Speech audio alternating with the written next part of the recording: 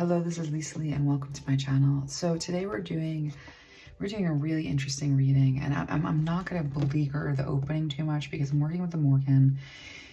She has been basically haunting me with the story of Beauty and the Beast since I started working with her, and I didn't really understand why. Like, it would show up everywhere. Like, I'd see like these little symbols of Beauty or the Beast or Beauty and the Beast. The songs would be stuck in my head.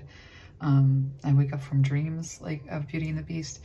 And it wasn't until just like recently, like I had done a TikTok where like the Beauty and the Beast thing came through, and I'll post it like the same time I do this one because I intended to do this reading and then I kind of abandoned it, but she sort of brought me back in and she goes, no, you know, there's a lot of pain and like agony and discomfort between the like divine feminine and divine masculine energies as like a yin and yang thing.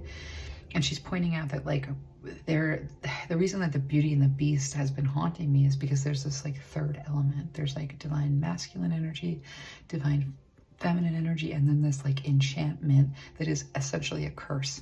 And so the Morrigan is like, I want to break this curse. And that's basically what we're going to be doing with this reading, is we're going to be trying to pick apart whatever this enchantment is and it might even be like an enchantment over you and your concept of love. She's bringing that through. So on my channel, I like to do like a tarot theology. So we're going to go into deep places, and sometimes this stuff can be really, really emotional. So I always advise that you be in the right frame of mind for what we're doing, because I want you to bring to mind whatever it is in your life that represents this relationship with a beast. And in that story, you know, Beauty had to like move from like captivity and fear like into a place of understanding and a transformation around this relationship. And so I think what we're going to be doing is like looking at the divine masculine and the divine feminine not as being at odds with each other in terms of this enchantment, this like what's making a beast. Because she's saying, again, it's like a third element. There's one person, the other person, and then the curse that kind of like is a story structure that is between them. So we're gonna pick it apart. And I want to start with looking at this beast. And again, the Morrigan says for our purposes in the healing, and everybody who's watching this is the Morrigan is saying, I've called, you know, this is what we're doing together. I want you to bring the beast of the beast that represents, yeah, the person that represents the beast for your heart to mind.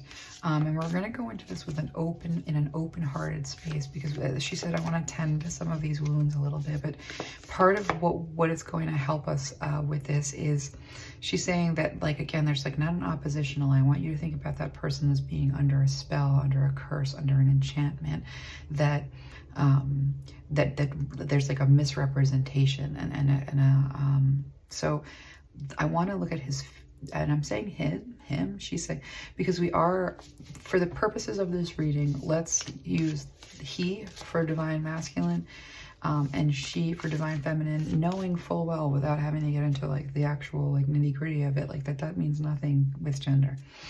And so we're just gonna and she's saying they, like, but we're talking about these aspects.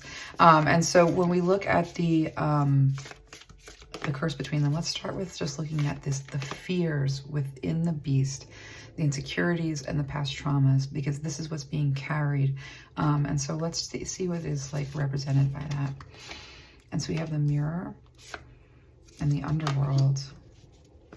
Ooh, I got chill. And the vision and the empty room. Oh, wow. No way. We're going into some really gnarly territory, just like right out of the gate. Because I can see what this is, and this is really, really interesting. So we're starting with the underworld, and I think we're going to start with a story here, because even though this is what's supposed to be their fears, like, oh man, let me get extra cards. I need extra cards. Like, I'm excited about what I see here. Give me 1 second. I hope this reading goes long now that I see what's going on. Try not to make so much noise. I keep on thinking I should get some kind of like a padded tablecloth so that every time I shuffle, I don't like hurt people's ears. Let's take a deep breath. I want to take a deep breath. I want to get myself into this space, allow the Morrigan to take as much space as she needs. So she's saying, I want to tell you the truth about your man. And we're saying he again in this 8 of Cups, and what it means to walk away from them in a certain kind of a way.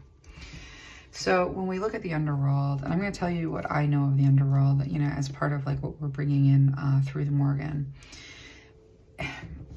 We have a ecosystem of the living, you know, and if you think about this as light and dark, I want you to do two things. Like we have light and we have dark. We have yin, we have yang. We have inside and we have outside. Like I want you to bring this stuff into mind, because darkness is not evil. When you close your eyes and you look out, that's darkness. Evil is something else. We have an ecosystem. You know, in the living world, we look around, we see an ecosystem. As above, so below. We know that there's an ecosystem in the spirit realm. We know that we're in relationship with this realm. Without, and so this is me legally coming in a little bit, without some kind of infrastructure that takes care of the dead, it's like the environment, right? When we don't take care of the environment, we get to a critical mass and shit is not looking good and things are really, really bad. When we don't take care of the ecosystem of the spirit realm in terms of our relationship to it, it gets ugly fast, because there's an interdependence there that is like very, very natural. And not scaring people. You know, I never want to scare people, because, you know, part of what it is to, with this mirror card here, like the Morrigan is bringing it through. And so take what resonates and leave what doesn't. But you, like, are kind of a vessel. You know, your body is kind of a vessel. And when we think about time space, like we're within time space, right? As bodies, you know, we move around and we're kind of bound by time space. But dark matter, the underworld, you know, the as above, the so below, you know, the so below ecosystem exists in consciousness, and consciousness is housed within our bodies, and we are constantly calling things into our consciousness. And then by doing that, we are the lens that is then like, we bring them into our perception. So whenever you whenever you have a memory of someone, or you think of something, or whenever there's a external influence, like your guides are, you know, tell you something, that's like an example of, like, if you think about your consciousness as a place, whenever your guides interact with you, they're stepping into the room of your consciousness, and they're having an influence, or they're having an experience, or they're seeing things with you, through you, or helping you see something. But there's this aspect of your consciousness that is the empty room that actually houses all of the underworld in one way or another. And so when we think about, you know, the systems of oppression as they exist, there's a system of oppression, a spiritual system of oppression that like upholds it, right? And it's within our collective unconsciousness, right? That the collective unconscious is where the underworld is, and we interact with it constantly. And so this truth here about your King of Cups, and the King of Cups is represented as someone who's solitary, like loves you all the way to the bottom of the ocean, but is living on an island. You have to like go to the island to where they are. You know, there's not a connectedness. And so, and we can even see that here, you know, the woman in this cup represented as this King of Cups is love, is not in a form. This is we're talking about the enchantment here a little bit. And so when we talk about what is this fear here, what represents the fear, the underworld, okay, comprised of the untended to and untaken care of dead, right? In one way or another. Sometimes they transform, they go right into a reincarnation loop. Sometimes they loop out, but for the most part, like it's something that needs to be tended to, and we should create some kind of a spiritual infrastructure. It would be very good for the environment of the underworld to do that, and we have the power to. But as like a whole other reading, what we have to understand is that the influence is old, it's ancient, and it's this, and there's a lot that is jockeying for our attention and prominence, and we're stuck in a hierarchy, and we're stuck in old stories, and those old stories take the form of these influences from the past. And so when you think about like the influences from the past, the historical figures, the ancestors that step in with their worldview and have influence, the fear is like that they're not in control, because the truth is they're not. And so it's like a sneaky suspicion, I'm not in control, and then the next step is, how do I gain control? And so without a true understanding, and we talk about this third element that would be this influence, without a true understanding of this influence between the two parties, without seeing ourselves clearly and who we are in all of this, ends up having much more strength than it should. And so what we need to do is like take this information and create a new vision for them, almost like creating a new story structure to step into, which is really interesting because that empty room is represented as like we can put anything there and we almost have to build into it to sort of like dismantle some of the ways that this influence finds its way in. Even the most woke person, like it finds its way in through really sneaky things. And so with this Eight of Cups, like, you know, being like their fear is being abandoned in whatever it means to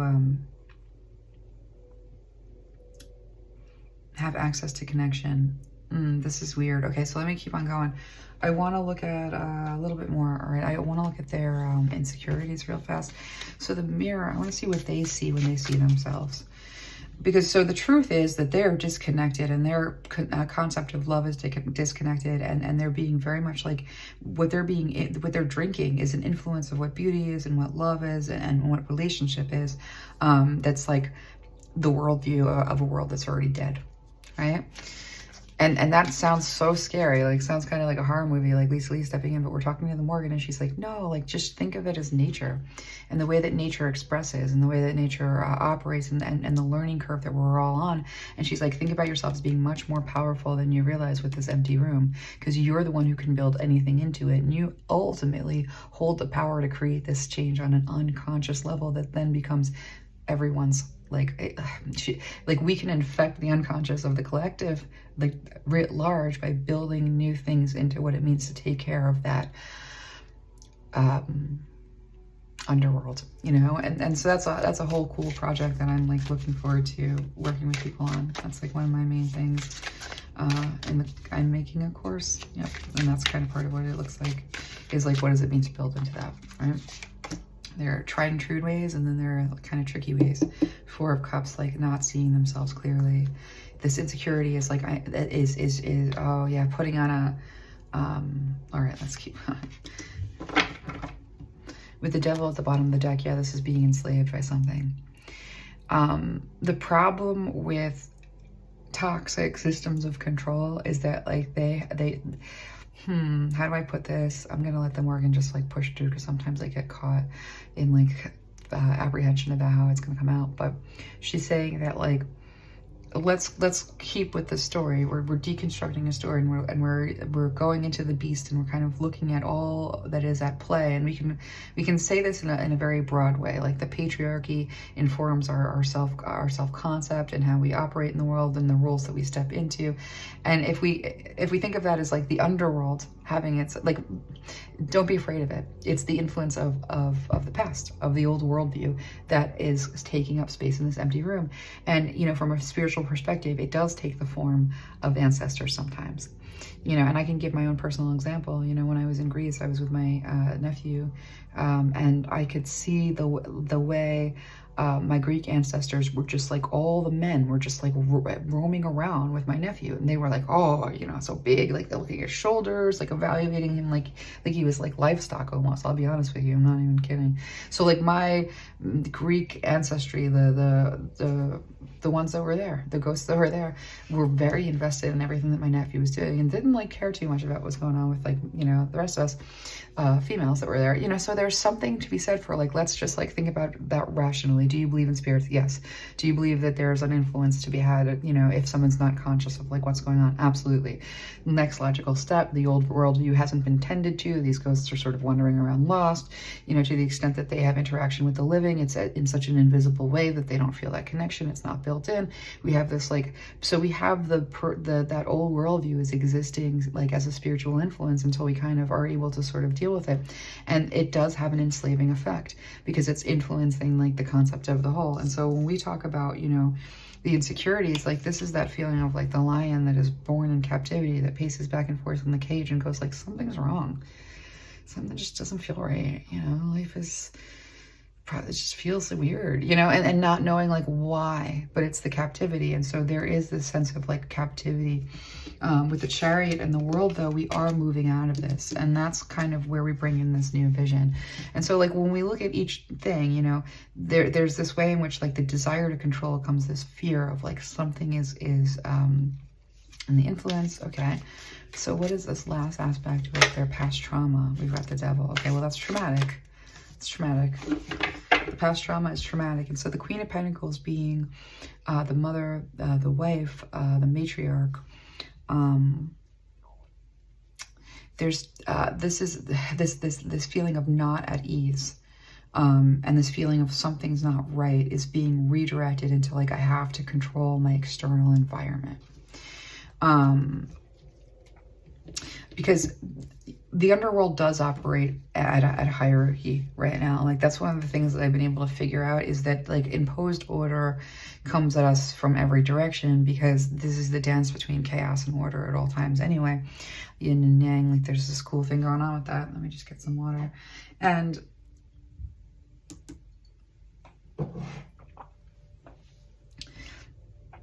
both, you know, the structures of the living and the structures of the dead inform each other. You know, there's a dance going on there, which is why, you know, most civilizations knew that there was like, we had to tend to the dead in a certain kind of way. Like most world religions had some mechanism in place, but hierarchy benefited from the ignorance, because it meant that the spirits that weren't tended to were going to like have that baseline of lack and hunger in the same way we do with like a monetary system. And that energetically it was going to be like, how do we hold power and keep power, and who has power, and how can we experience that power through them? How can we experience ourselves having the experiences that we were promised but didn't get to have?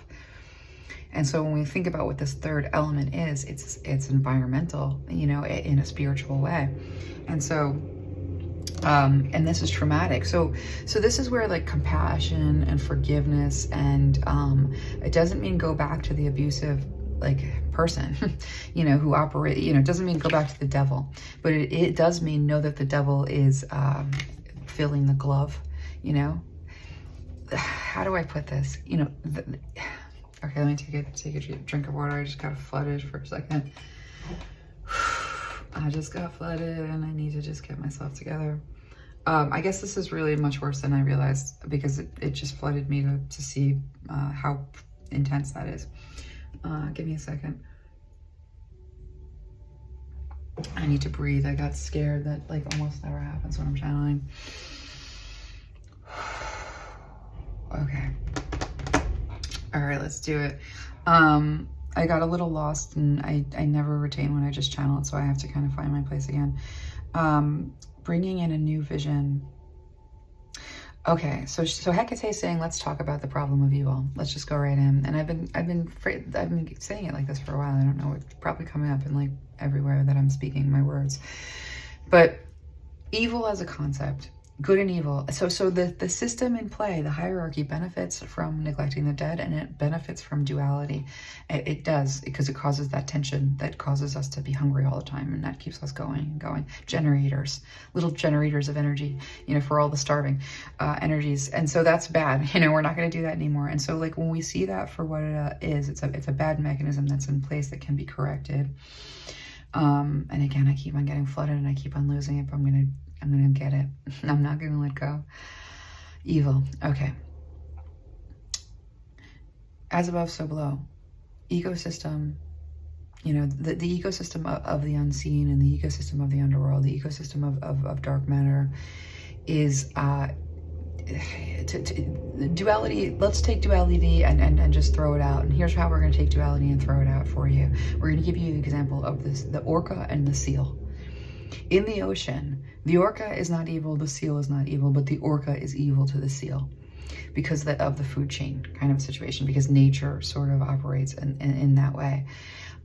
So when you're thinking about like what is evil, what represents itself as evil is never the evil. That's always what's hiding the evil. So like the scary like monster is hiding the actual evil every single time.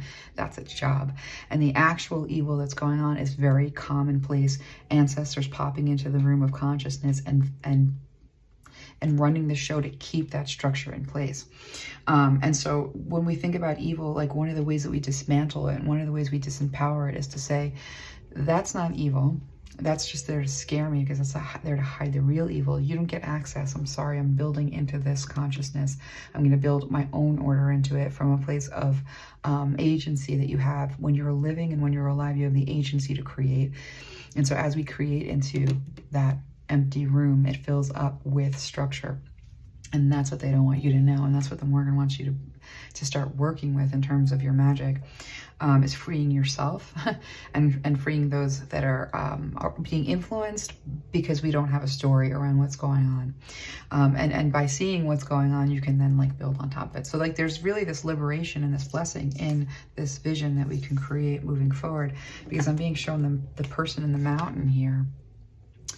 You know, this is like the way in which like they're that stuck position, you know, it's moving a mountain. We're moving a mountain together right now.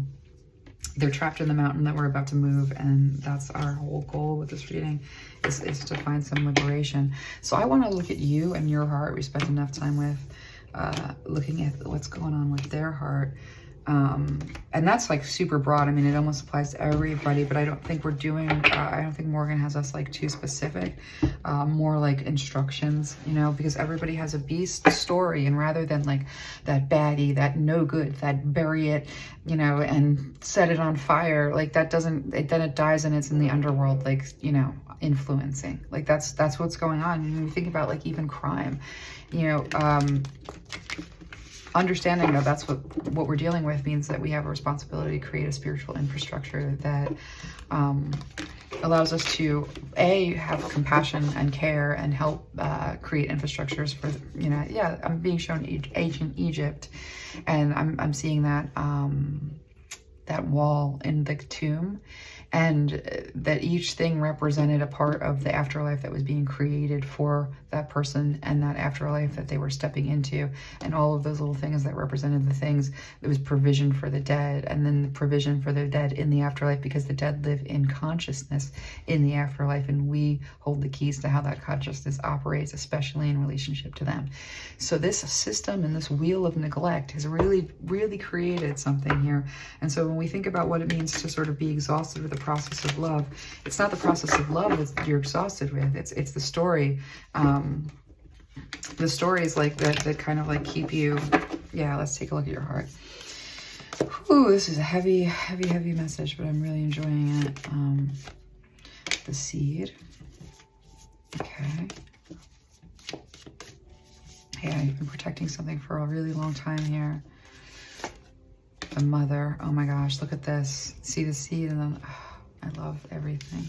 I'm doing these cards in the comic in reverse with the desert here. Okay. The comic in reverse is always like showing up in life like, I'm fine, everything's fine, it's great, it's excellent, and like things are not, you know what I mean? It's like comic, you know, having a like, yeah, this is putting a spin on things to make them palatable. With the seed and the mother, like, oh my god, I love this, especially because we have the Queen of Pentacles over here like holding a seed. Your heart is a generator. Oh my gosh, I'm getting flooded again. You're like a generator, like you are a creator, and as a creator, the energy that you generate is profound, because you carry the seed of life within you, and it doesn't matter whether you've like given birth or gave birth or didn't. It doesn't matter what age you are. It's a spiritual thing as much as it's a, like there's a spiritual component to giving life that you carry no matter what. And so you have a spiritual component that is life-giving. That makes you an incredible resource for the for the other world, basically. What you have is in demand, and you can think about this as like nature, and you can even think about this in terms of physical beauty, having something that like somebody else wants, right? Having a value that does something, that provides something that is then like and so it's like you are holding this incredible, from a spiritual perspective, like it's a seed of life. So, and that's not to say that you know, men don't have some version of that, like they do, but they're almost more valuable as the empty room. That's like a bad way of putting it, but here's how I'm gonna like explain this without getting into too much trouble. The Morrigan is showing me within hierarchy, who has power is who has influence. Who has influence determines the structure that everybody else like abides in or operates through. And it's the control over the means of production. And so these energies that want to remain in influence and to uphold the system that they've built, that they're comfortable experiencing themselves through. It's like my ancestors surrounding my nephew.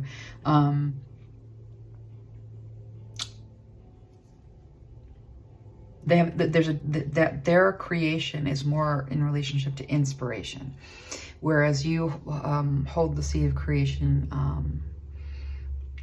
in a very different way. And again, this is energetic. You can have one body or the other body and be more of a creator type or more of like an agency, like moving inspiration along. So there's just this way in which you're very valuable energetically. And so the desert here is almost about creating a system of lack, and again, controlling the means of production also means controlling you, and trying to control like you means breaking you. And so let's take a look at this for a second, because we're looking at your heart in relationship to love. Like, you know, the very act of holding something that is desired by someone else puts you in a position, puts you in the position where there's a predator and prey aspect no matter what. I want to look at this a little bit more. Yeah.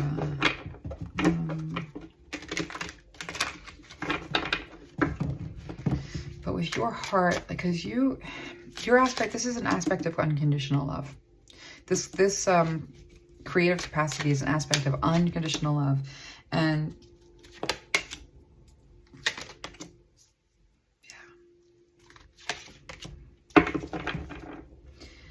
there's a lot going on here with the moon here. Like, that's again, like, this is like the full of the mystery.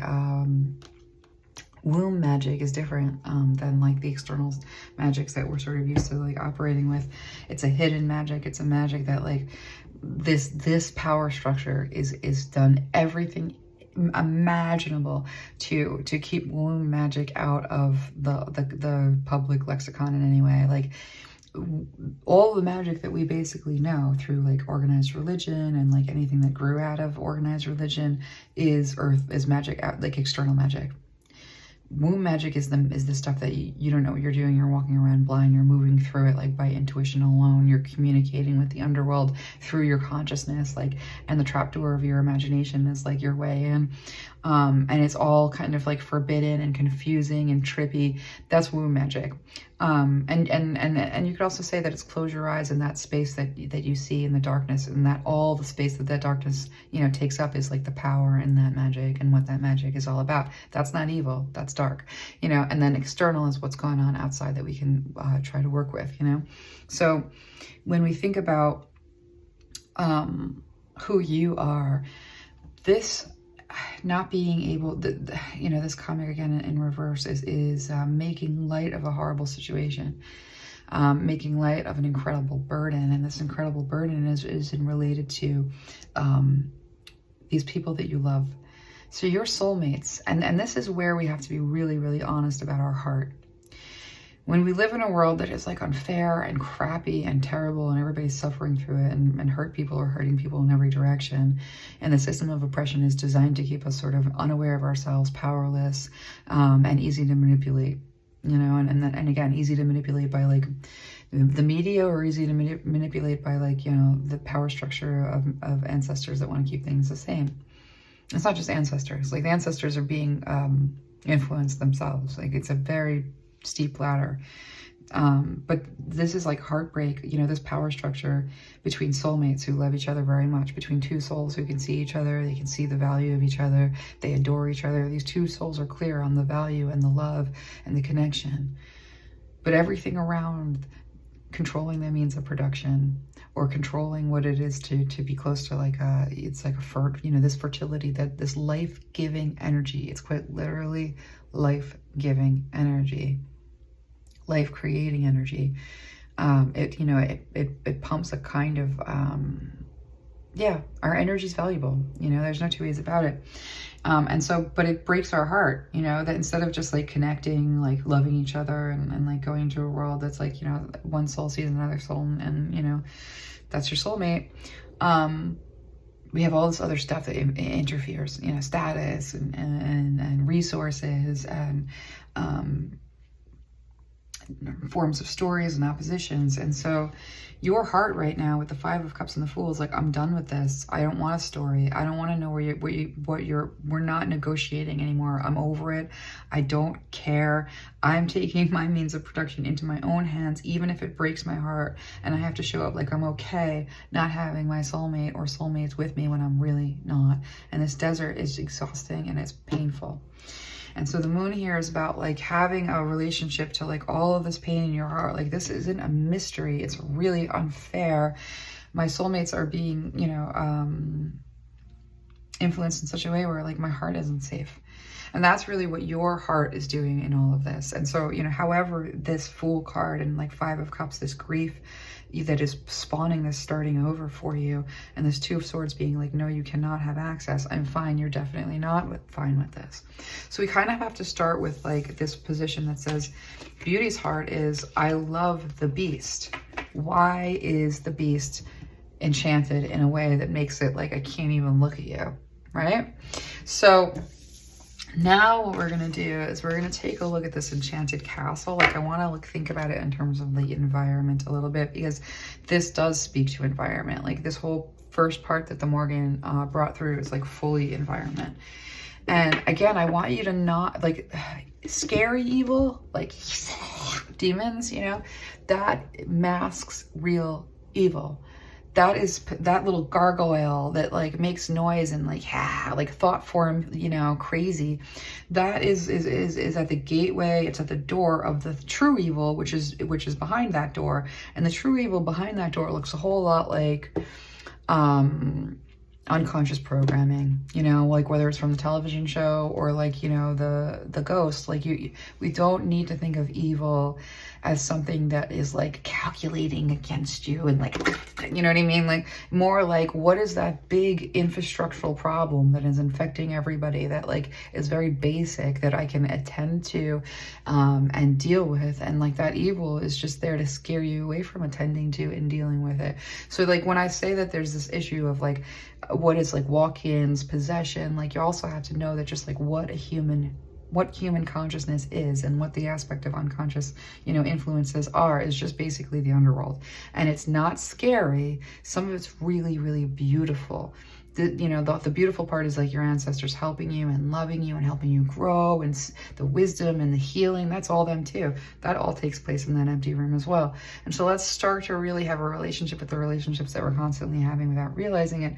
Knowing that that doesn't mean that you start to like hear the voices in your head and go crazy, but just like identify, like, where's that voice coming from? Is that in accordance or in alignment with how I really feel? If not, maybe I need to just think about like the empty room and the structures that I want to put into it to create, you know, a sanctuary, right? So, and by creating a sanctuary, that's not just kicking everything out. That's creating a sanctuary for yourself and them in a way. And I don't know what that means, but I'm channeling and the Morrigan brought it through, so hopefully she gives us more on that.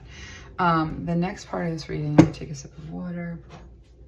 We're doing pretty good on time. This is getting long, I don't care. I always go too long.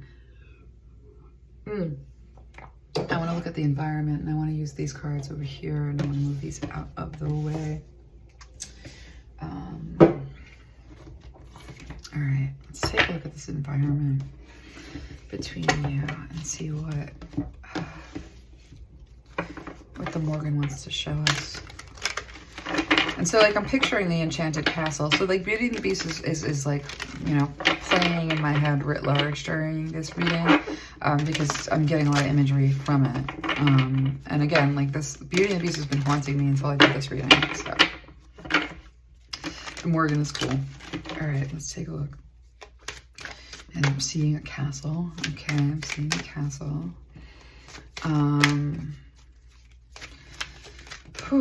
Let me just take a deep breath.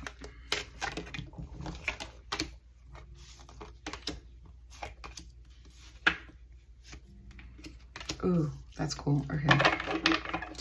So this door to spirit here, I mean, this is sort of what we're talking about. Like, womb magic does deal with the underworlds. Yeah, and that's like, you know, this, again, this false fight between systems of order. You know, so organized religion is just trying to create a system of order, is creating into that empty room. That's all that that organized religion is doing, right? And so when you think about this door to spirit, and you think about your consciousness as being like, you know, in relationship to that, you have all the power here, you know. So the first thing we're looking at in terms of this environment is the environment is the ecosystem that lives within your own consciousness.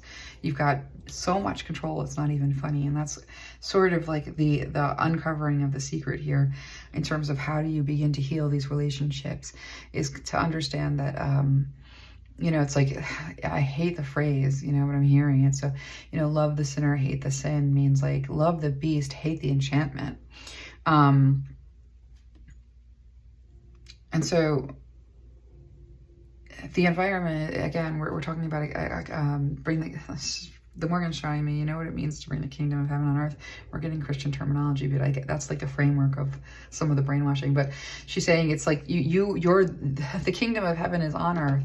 It is within. Jesus even understood that. It's your consciousness, right? And so when we think about you know, the power that you actually have here, there's a relationship that you have to attachments that you can have a peace about. You know, we in modern spirituality, you know, there's a lot of like getting rid of the attachments and getting rid of the demons.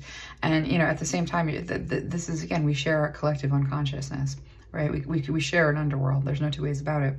And so you're just flinging, it's basically return to sender, just like it just ricochets everywhere. Shittiness, you know? And so it's not to say that you should like engage with these energy, but there is an aspect to this that says, when you kill them, they don't go away. When you lock them up, you don't heal them. You know, if we're not sort of like, you know, when we build into that empty room, if we're not thinking of what it means to heal, if we're looking at the beast and saying like, you know, you're exiled or banished, instead of you're healed, the power is very, like, you have the power to do either. And so to look at, you know, the energies in your life that you don't like and say you are healed in the name of whatever authority you call on, and you call on yourself, you know, in some way, in respect. So you work that out, but you can be at peace, like no attachment. There's no such thing as an unnatural attachment. Like it's all part of these ecosystems coexisting. And so with this happy family and all tied up, you know, what love is meant to be, the mantle of what it means to be in relationship, and the mantle of what it means to be in community, and the mantle of what it means to be in love. And Morgan saying what it means to be in love. It's not the story you've been told. It's a very different story. So when we think about the enchantment and we think about the castle, I'm seeing the castle again, the castle is the story structure over what love is that has actually been effectively tying it into knots and cutting it off from what it actually is. It's taking this concept and saying, like, let's create lack around it, so people are always driven to sort of achieve this type of sanctuary. But in order to achieve the sanctuary, you have to do this goal and that goal and this goal and that goal, and you have to give this and that and the other. And so the Morgan's almost saying, when they took romantic love and they said, this is the prize that you get if you win capitalism, happy family, you know, legacy, generational wealth, power, position, both in the life and in your afterlife. Like it all really comes down to, like, you have to adhere by the rules of what, and none of that's true. None of that is true. You know, so we're called to walk away from everything that we think we know about love. When we talk about what is the castle that is like containing this curse, you know, over union, yeah. What is the castle that is containing this curse over union? It's this is, you know, be beautiful and be successful and maintain that beauty and success, and then have a beautiful, successful family, and you know, like it's like adhering to, you know, and be high status and create higher status, and then wealth, and then, you know, this is tied up. You're a wild animal. You are. You know what I mean? Like, and you're meant to be like frolicking around, you know, in the pastures, like figuring it out as you go along. There's the earth provides enough abundance for anyone. Just go visit an island. You know, there's plenty, you know. And so this idea that we have to sort of, in order to, you're born and then you have to pay for your existence. No, those are the ropes that are tying up, you know, and the goal is always like union and happiness and family. And so why does that have a price on it? And every price tag that is put on survival is a price tag on that. And so, you know, this is a structure, you know, over the chaos, but it's really a story that is the captivity that we all live with and in and around, and it's cursing our ability to connect, and we know it and we feel it, and we think we have no power.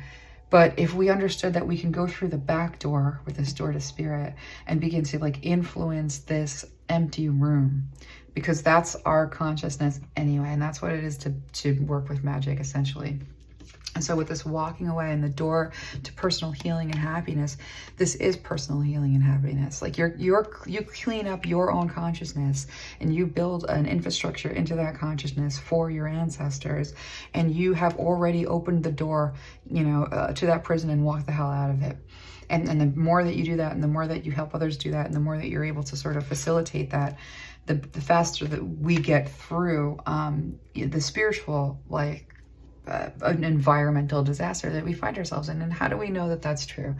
How do we know that we're in a spiritual environmental disaster? It's because we can see it in it exists in our consciousness. That means that its roots are in our unconsciousness, and as a collective, right? And so this collective who's watching this, we've got a little bit of work to do in terms of this enchanted castle. We're going to break this enchantment. The next bunch of cards that I want to get is simply that. I want to look at, like, let's look at what do we have to do very specifically in terms of like entering this door to spirit. Because when you have this broken heart that says, I love this one and I love that one and I love this one and I love that one, but they're toxic. And so the banished they are into like the I can't love you. That's hurting you.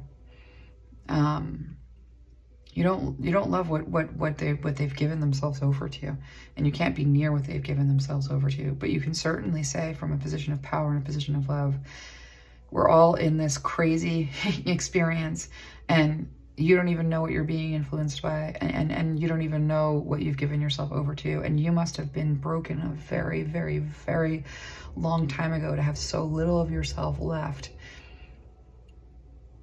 And so that's kind of like where we're going to start with the enchantment. Like, what are these external, you know, forces of misunderstanding, misconceptions that keeps union from happening? It kills people. Like, the death toll on this is really high. It's a hard thing to say, but I'm seeing it with my eyes, actually. I don't usually have that kind of psychic experience. That's really interesting. Let's take a look at the enchantment with this external forces. Ooh.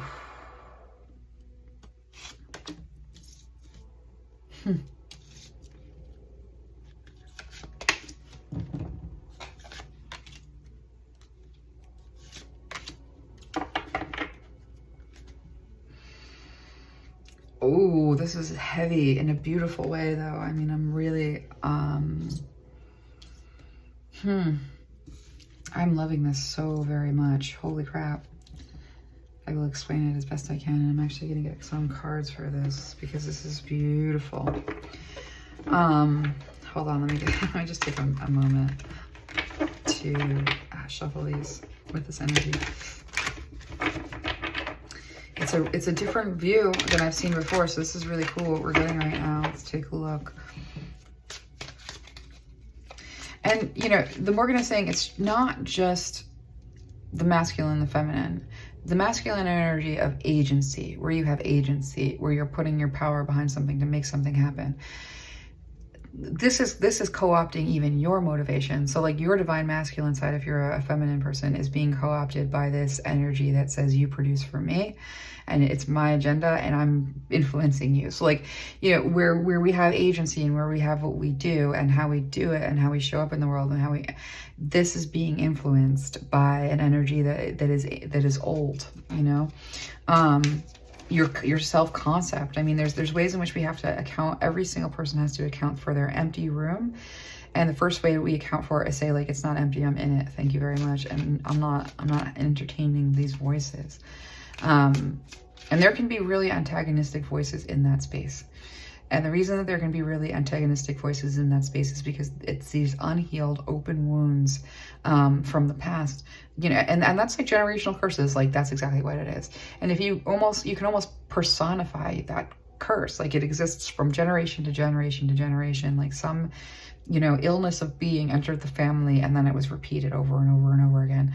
And so, you know, the way that you break that is you speak back to it. And so like it shows up in your life as like an internal voice, because like your parents might have said, you don't need it, you just want attention, you know. Every child deserves attention. You need attention. That's saying like, you just want food, you know. And so like that happened, you know, with the first ancestor all the way back, who still believes that you shouldn't just have attention.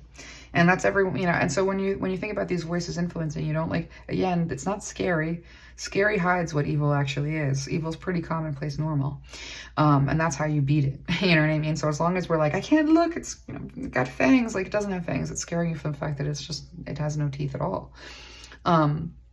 And so, you know, I want you to look at this and understand that, like, you know, this is speaking to, if you're a masculine or a feminine, this is speaking to the part of your energy that it has agency, and it's trying to sort of, the Morrigan is saying that the whole system is set up to prioritize agency over receptivity and knowledge about receptivity and spiritual being receptive, because that part of you, that divine feminine part of you that receives, is essentially the empty room that we're talking about. So your ignorance over what that is their power over that space. And so whether you're a male or a female, what we're talking about here, and I think that it's important to make this point, we're all carrying this enchantment over this aspect of ourselves. We can't prioritize doing over being. And that means prioritizing being in a doing space over in a being, you know, in a receptive space. And we have to tend to that receptive space and what we're receiving, and, you know, and be very aware of that. And so this love the darkness, you know, first of all, that's like this grief here, and this Nine of Cups, the means that the lengths that we go to numb our grief, to, like, that Nine of Cups is, you know, I'm seeing drinking, everything that we do to keep ourselves out of the grief and out of the pain is keeping ourselves out of that receptive place. So again, when we talk about light and darkness, I want you to think about closing your eyes right now. Close your eyes with me. And I want you to look out into the darkness and look out into all that space of darkness, and understand that all of that space of darkness, whether you're male or female, is your womb, is your divine feminine magic. It's not evil. It's huge. It's massive. And so that's what when we say love the darkness here, like, love your inside space and love your inside self, and love and be aware of what is going on in that inside space and that inside self, because that awareness helps you understand what these influences are, and then you can begin to dismantle with your own free will and in stepping into your power. I don't like that messaging. Get out of my empty room, you know. And when we talk about what it means to sort of like that's step one. Let's clean it up. Step two is to all of those ancestors who have this belief, I love you, and I'm not entertaining that belief system anymore, but I want you to see that that was a belief system that was hurting you as much as it was hurting me. And instead, what I'm creating here is an alternative worldview that you can then exist in, because this is my consciousness and my worldview is where we all exist, but it happens to be a loving, beautiful place. And so you have to let go of the dark, nasty crap that you want to bring into here. You're not welcome with that. But if you want to come into this space and influence from a place of love, that's the only thing that's allowed in this sphere. You know, and so it's like this way of loving your darkness is also like paying attention to it. You know, I have pain in my heart. Okay, well, that's a whole arena of like, how is the influencing this neglect of that area, and what are the stories around that, and what are you trying to avoid looking at, and how can we heal it? And as you heal it, you know, these prevailing messages, you know, these influences, however they're affecting you and anything that's around you, here's the new point of view. And so like we use it, we use that space, we look at that space because we're also meant to make our dreams real. And so, you know, this enchantment is over our dreams.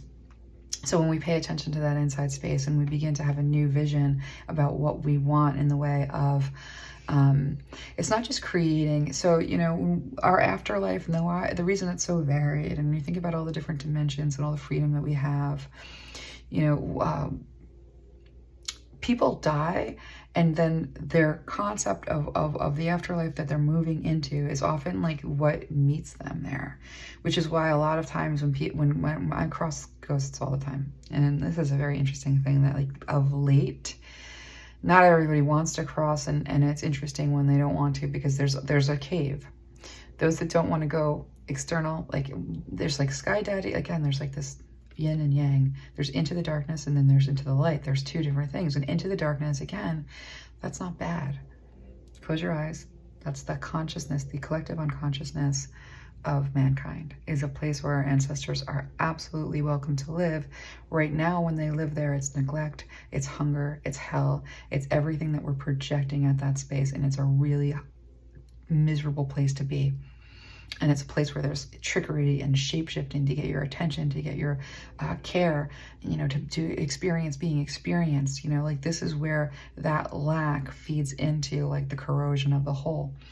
So when we think of making your dreams real and having a sense of yourself and your magic and who you are and what you have, your capacity is, you know, you love your darkness, you build into that empty room, you put up your free will and the parameters, and you heal that space and you heal that ancestral line. And that's where you know, spirits can go into the light and experience one of two afterlives. One is being absorbed into like the whole of creation and experiencing itself as a whole and as a one, and the other is a reincarnation because I'm not ready to let go of myself and what it means to be a self yet, and then it's on the loop.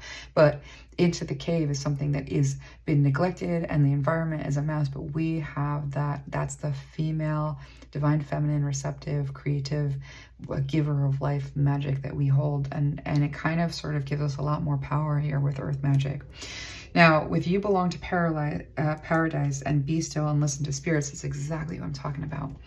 You know, that aspect of yourself that is this creative force, and it's a creative force in consciousness. Be still and listen to spirits. That's what I mean. The spirits are always talking to you. They're always talking to everybody. And how we, you know, our sense of our spiritual, like our spiritual awareness, our spiritual, like our spiritual coherence,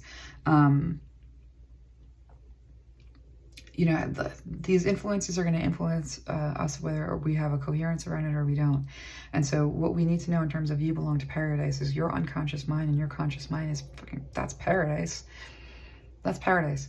It can be hell, right? But when we dismantle, like, you know, when we take away this power of duality and we look at the good and evil as like there's a weird ecosystem out there, and in that ecosystem, you know, if you think about our ecosystems, are you good or are you evil? You're like, I'm good.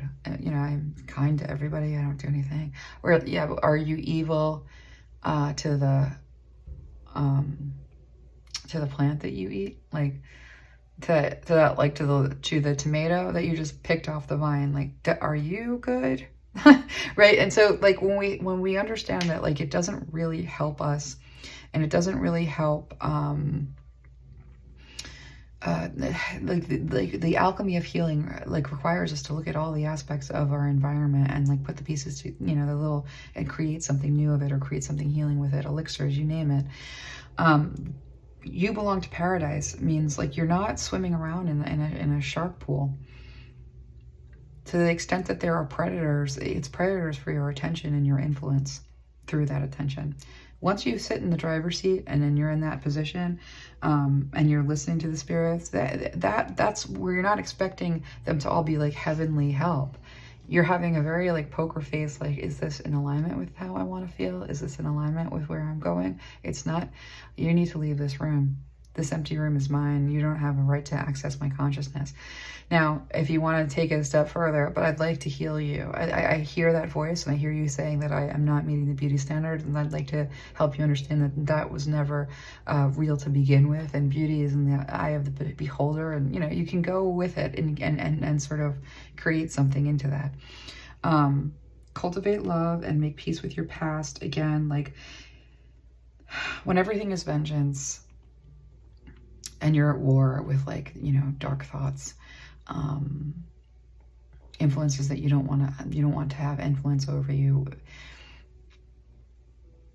I'm being shown, like, you know, it's like when you show up at like, this is a kind of a spiritual principle. When you show up to a fight, and say the fight it's someone hates you, and you show up to that fight with more hatred, then you just make twice the hatred.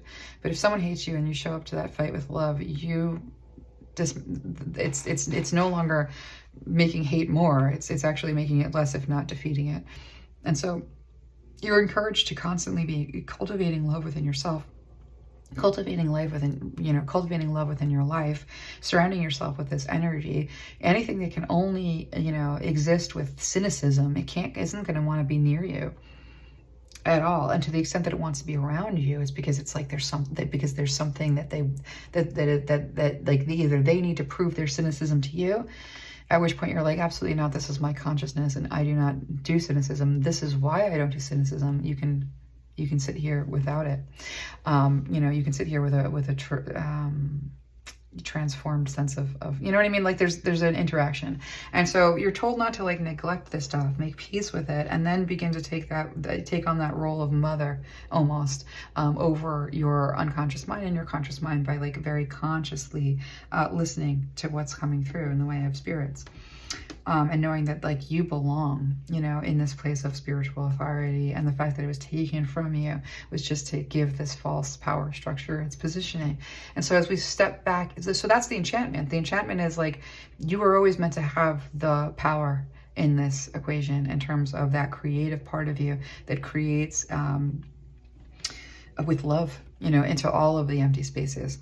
And so take your power back in that respect is how we, like, undo this enchantment. Now, I want to just, like, very, very quickly, because, you know, the more, like, the damage that is sustained by the hearts of, like, all, you know, attempting union with, like, this thing in the middle that is really designed to keep that from happening, so that they continue to churn with desire, and unmet desire, and they begin to, like, give in, you know, and like transfer that wealth and power of their hearts into the hands of those who would actually, like, want that experience and want that influence. Like, you know, again, like, don't be scared. Like we said before, like, real evil is just basic. Now, yeah, I want to look at something. There's a way in which there's an evolution taking place here. So I want to look at your heart, because we have to just sort of just take a little bit of time to sort of heal what's, like, deeply damaged around all of what we're talking about right now. Let's take a look at that. This is going to go really long. I'm going to make this in 2 parts. I have to. So it'll be part 1 and part 2 of Beauty and the Beast. But let's take a look at, like, the transformation over time, because I'm being shown the, what is it? It's like in Beauty and the Beast, there's this, like, one scene where the glass has the rose and the petals start to fall off. And that's, like, every year that goes by that the beast is a beast, he might stay a beast. And so, you know, when we talk about, like, what it is to come out of this period of control and hierarchy and patriarchy, we have the petals falling, and we're down to that, like, last petal. Like, we need to save, time has done something that has gotten us to this point where we can heal the situation and make this change. All is not lost. But let's take a look at these petals that need to be healed and dealt with. I'm going to take it. Okay, your truth is powerful. Time for 4. Okay, let's take a look. Wow, this is one of those readings. You know, these energies, like, do not, like, because I have ancestors behind me. I've had dudes. Dudes. It's like a weird way of putting it, but, like, I don't want to, like, out the ghosts that, like, show up and are around me, but, like, there's one that was, like, very hyper masculine that came through, and I'm like, what are you doing here? And I think it was there was, like, an attempt to sort of influence. there's a lot of like masculine energies around me that like do not like that this message is coming through, but you know, whatever, that's fine. That just tells me that this was an infrastructure of power and influence that they wanted to keep. But it's your magic that does all the creating while you're living. While you're alive, you're meant to create. And the fact that these energies want to like hijack that process so that they can continue to like create experiences for themselves that like mimic what they had hoped for, like, you know, in their lives that are already gone. No, thank you. So your presence is a gift to others. So you're coming to this world as like this beautiful gift. Everything that you have in the way of like, you know, aspects of personality and self that make the experiences that you make, that house the, you know, the vantage point of your ancestors. Like, this is a really beautiful thing to be in the world. And you, when you're created, like your ancestral line, they pick every feature. You have a beautiful group of ancestors that like that interacts with your consciousness to help you, and you need to know that that far outweighs any influence that is like negative, and that you're only like entertaining. You know, when you think about like the ancestors that you want to keep around you, you want to keep the ancestors that like think about the thoughts that you're entertaining when you want to know what kind of ancestors you're spending time with. And you're either going to want to influence and heal the thought that's not good, or you just, you know, spend time with a thought that is good. And that's what you do in that kind of situation. But with this gift of your, ooh, that's interesting. Hold on, let me get some more cards. Let me take a look.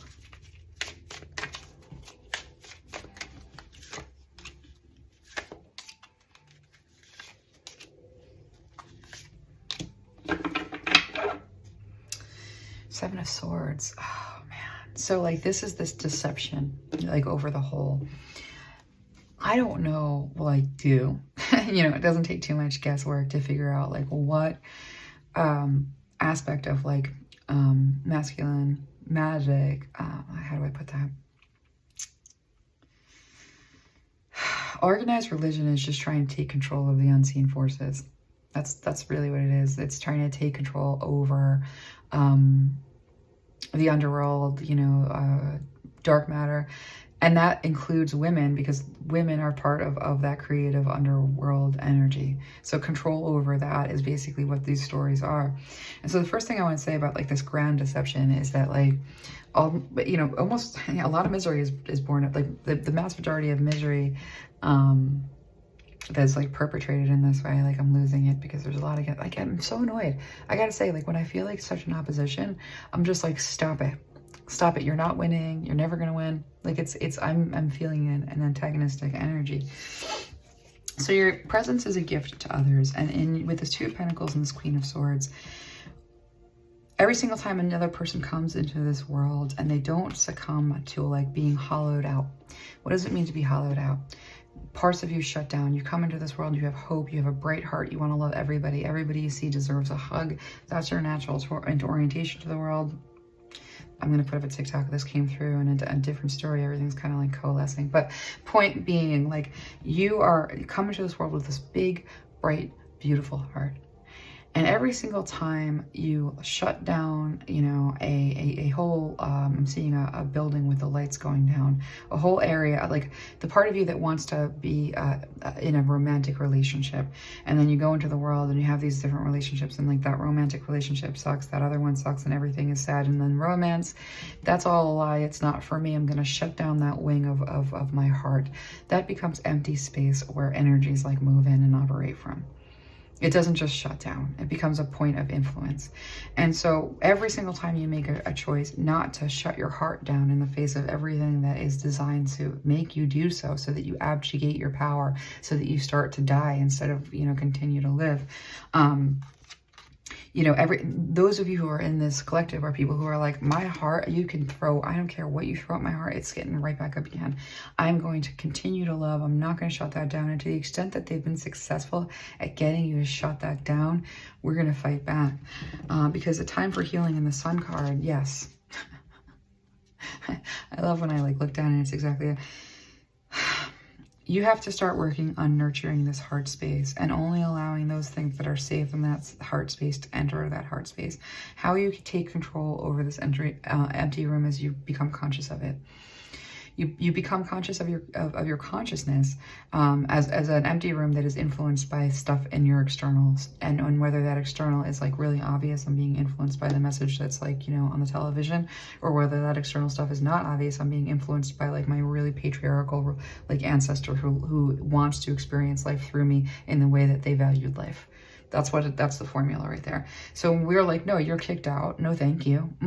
You have to be experiencing life in the way that you want to experience it in order to align with the energy that wants to experience that life that way with you. Right? So it's an active saying yes to the things that are going to heal your heart, that are going to help foster your life and help you build into this life and maximize like that. Healing your heart. Everything that's going to heal your heart. Anything that's not contributing to healing your heart, you need to interrogate it. And then you need to either like talk it into a better place of understanding, or you need to just annex it completely. And so this is a very like active process of undoing, and it creates this, you know, there's this call to like go really, really deep. So what time has done is we have adapted. The divine feminine energy has adapted to, I'm going to love no matter what.